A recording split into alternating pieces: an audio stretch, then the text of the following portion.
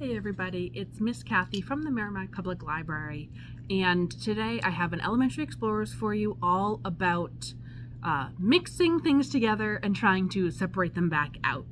We can all think of probably examples where you can mix things together and then separate them back out, like if you mixed, hopefully, the things in our experiment today.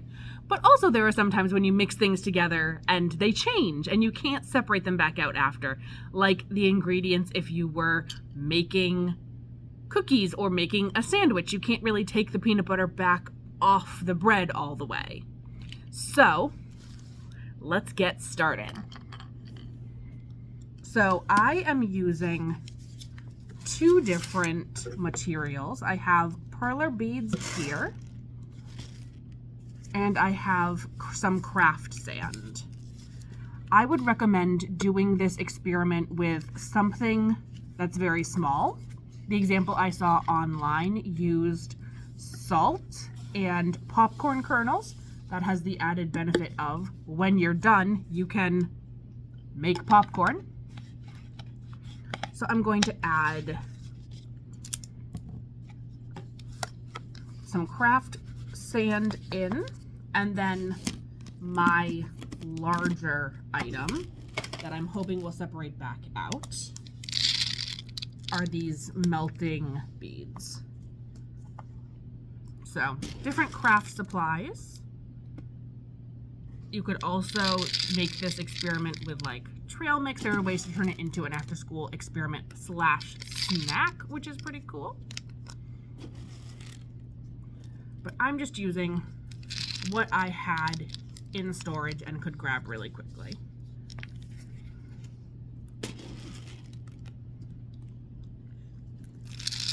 I don't think it will matter the precise quantities.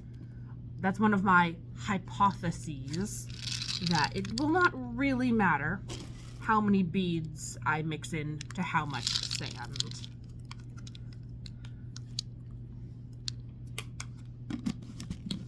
So now that I have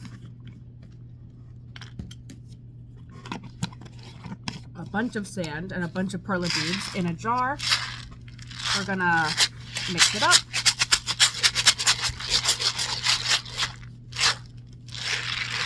Hopefully get it all mixed up.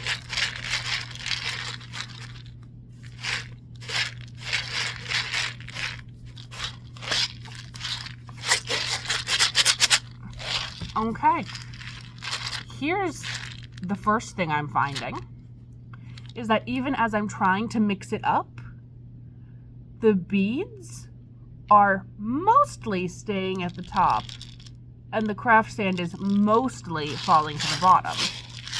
That indicates to me that these are going to sort themselves out really quickly. But let's stand it back up, tap it out a little bit, and see if we can get them to separate out.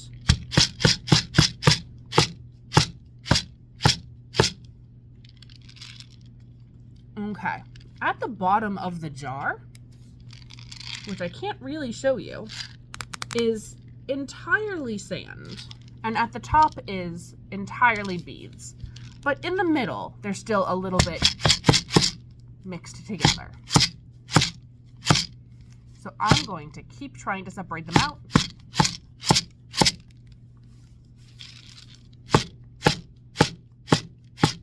Oh.